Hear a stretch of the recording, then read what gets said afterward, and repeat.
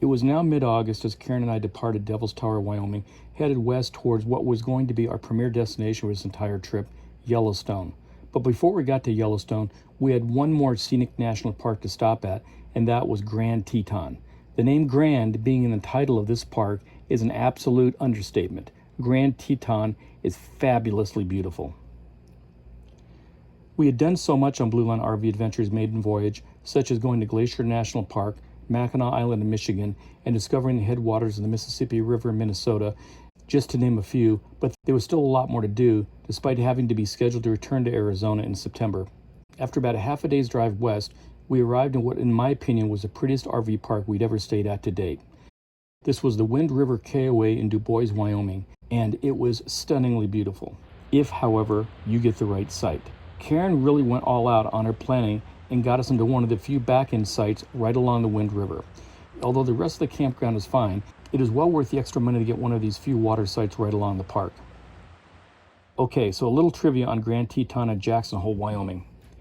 Located in northwest Wyoming, Grand Teton National Park consists of 310,000 acres of some of the most scenic country you can imagine. In comparison, Yellowstone National Park is 2,221,766 acres. Located right next to each other, there has been some debate as to why these two parks were never merged together as one, since you can literally drive from one park to the other without ever leaving national park grounds. Well, that's not easy to explain. Grand Teton has been one of the most controversial national parks ever created. On March 1st, 1872, the U.S. Congress and President Grant signed into existence Yellowstone National Park. There was universal support for establishing Yellowstone as a national park, even by many of the local ranchers and businessmen. Not so, though, for Grand Teton. In 1929, the mountain range of Grand Teton was established as a national park consisting of 96,000 acres. As with Yellowstone, this move garnered universal support from the locals. However, secrecy was afoot. At the time, one of the wealthiest men in the world, John D. Rockefeller, visited the area and instantly fell in love with it. Mr. Rockefeller knew that much of the land surrounding Grand Teton was perfect cattle ranching, and the local ranchers would be highly opposed to the government coming in and expanding the park. Using a shadow corporation that Rockefeller had secretly established, he created the Snake River Land Company and began to buy up large swaths of land surrounding the Grand Teton mountain range.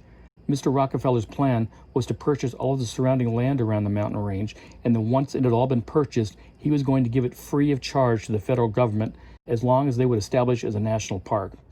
I guess when you're worth $1 bajillion, you can do something like that. In 1930, the secret was leaked, and now everyone knew what was going on.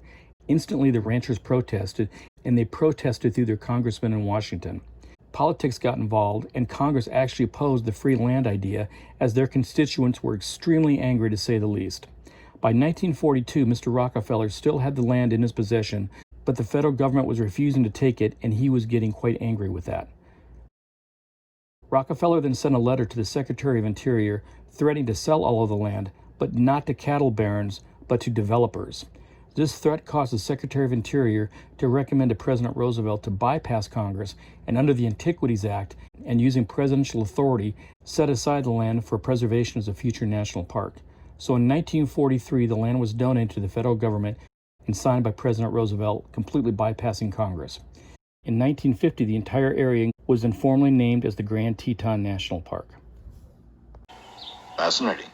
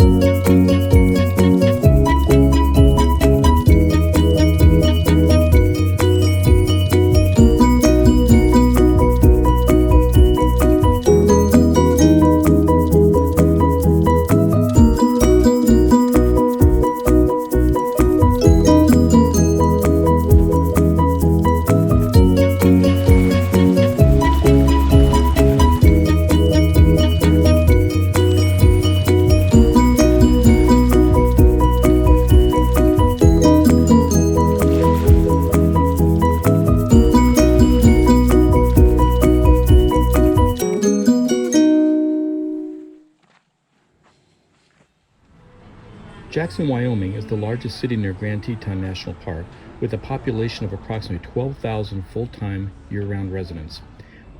Often described as the Mecca for Hollywood elites and the super wealthy, Jackson still has much to offer for the average tourist, including gift shops, restaurants, and drinking establishments.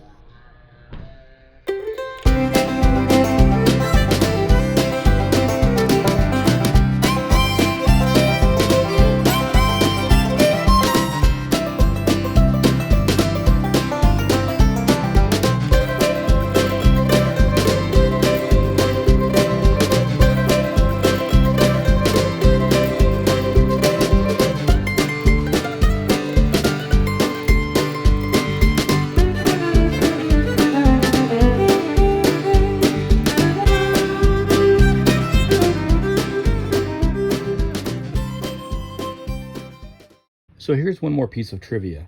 Is it called Jackson, Wyoming, Jackson Hole, Wyoming, or both?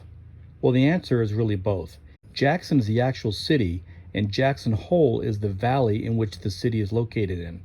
It seems that early prospectors, fur trappers, and ranchers called valleys in this area holes, and that's where the term Jackson Hole came from. Karen and I really hope you enjoyed this video on Grand Teton National Park in Jackson, Wyoming. If you like this video or any of our other videos, please consider subscribing on YouTube. It's completely free, doesn't cost you any money, and it really helps Karen and I continue on with our journey. Also, don't forget to follow us on Instagram and Facebook to get more real-time updates on what Blue Line RV Adventures is up to.